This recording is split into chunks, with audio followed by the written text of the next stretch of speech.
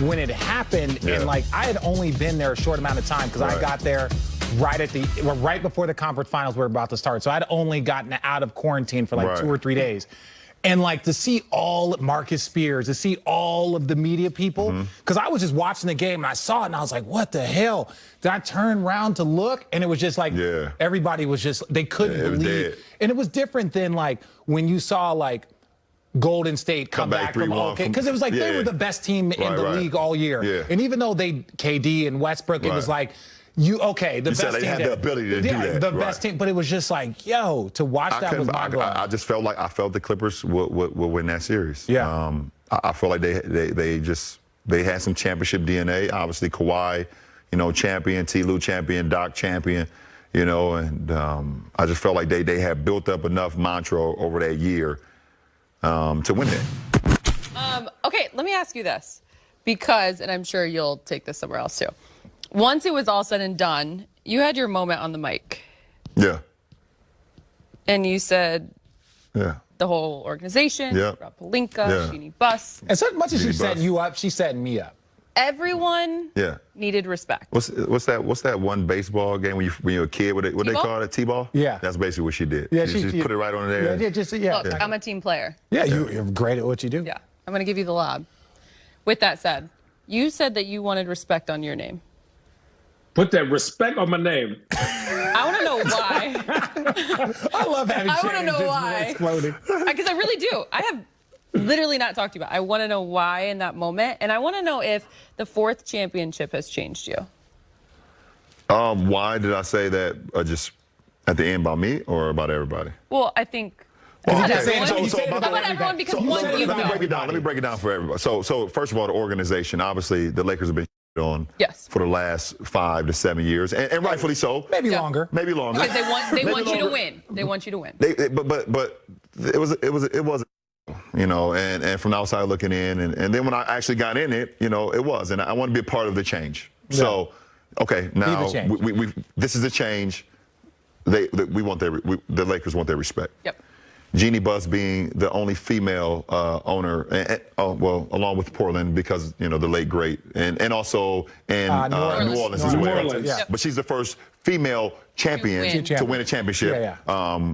And there was a lot of beef. There was a lot of beef. Like, other things happened, but she took over because she took over, and obviously people know the story with her brothers and all that stuff. And she, but more importantly, she wanted to just grab the Laker franchise. She had grown up underneath her father, the late great Dr. Buss, and knew what it took to win, and got it to that point. Love her to hate it, give her her respect. Rob Pelinka, obviously, was been on for the last few years, either with his relationship with Magic, or whatever the case may be. He's only the GM because of Kobe and his relationship with Kobe.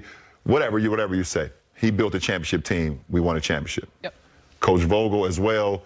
They didn't believe that they believe he was a second fiddle, for the Lakers job. It should have been T. Lue. Obviously, we know what happened with that. He put us in position. He made the right play calls. He made the right adjustments. When we played, okay, JaVale was starting. Okay, we played this team. Okay, well, I need Dwight in here. Okay, you're starting. I need Keith in this series. AD, in the Houston series. AD, you're playing in the 5. Houston Suck series. it up. JaVale, Dwight, this is not the series for you. Keith, AD, you guys got to dominate the interior. Yeah. AC. Now you're gonna have to start. In the finals, AC, I need you to start at one of the guards. He made those adjustments. He won a championship. And for me personally,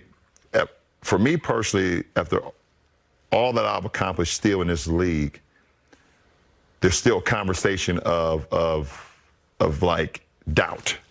And I can hear and I see it, and I see it on my feed every time I post something with this jackass across from me. I just do it to motivate you. No, and I love it. I love you too. Just from people that really, that the basketball world, because it's the people on TV and there's writers that write, that people in the basketball world really listen to. And they really believe. And I'm not going to give any of those names on this show because they don't deserve it. You want me to? No, I'm joking.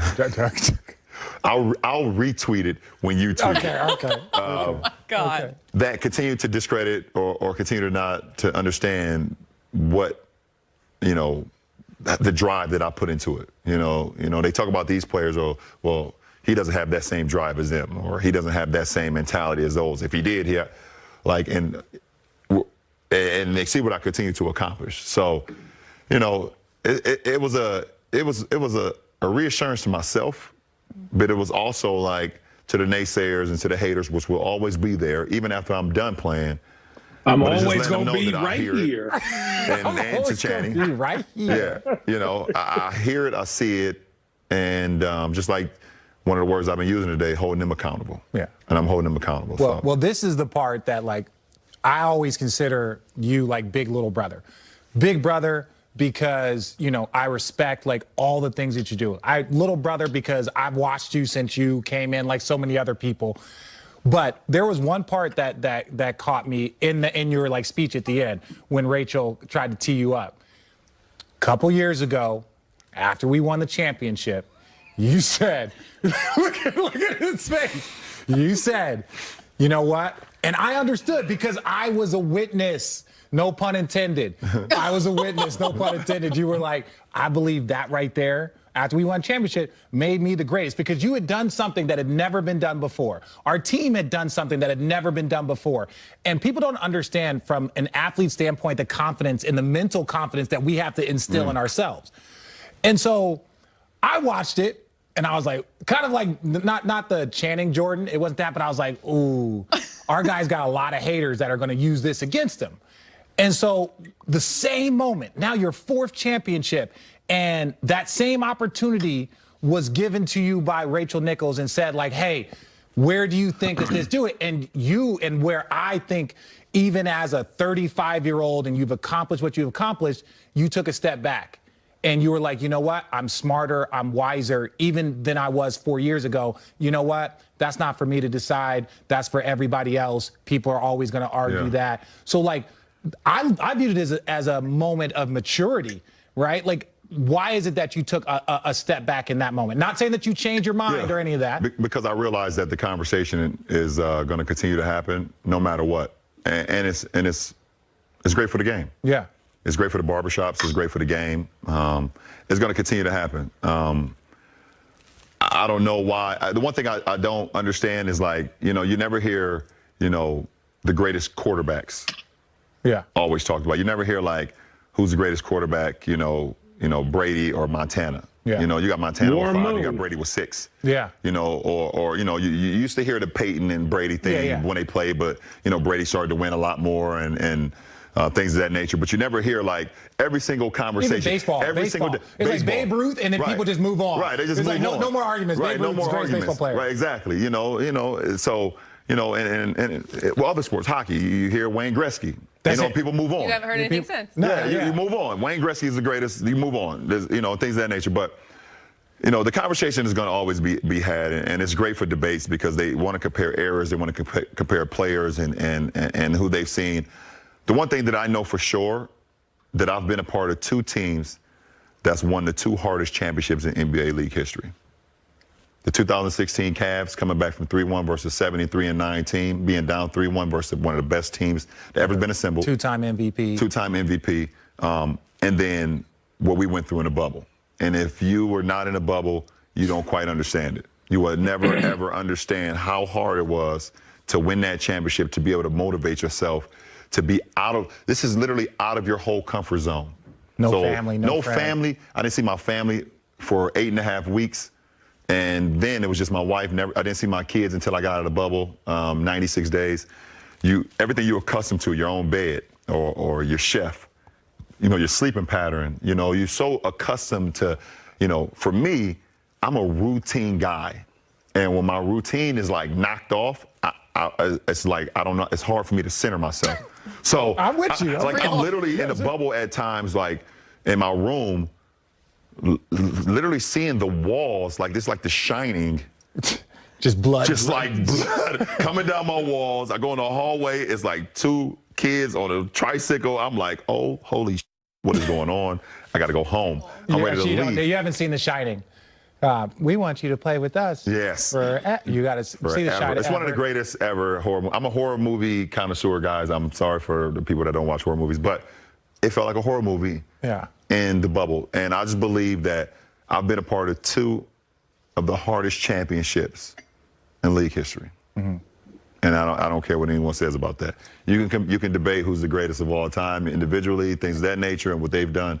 But as far as the teams, that's one of the 2 hardest championships in league history. I've been a part of that. Yeah. Did this one change you? Respect to answering that question, by the way. Yeah. Has it changed me as far as what, me individually, or? I think individually most, because I know that's what makes up who you are. And yeah, I mean, it just it centered me once again, which I love to be centered, and also love to be re-humbled. Not saying I'm not, right. But it gave me an opportunity to just be like, this was an unbelievable achievement for our franchise, an unbelievable achievement for myself, what I was able to do for this team, what this team was able to do for me, and to be able to, like, I want more. Like, I want more. Like, I'm not settled, and I'm not satisfied. Up next on Road Trippin'. It would be remarkable if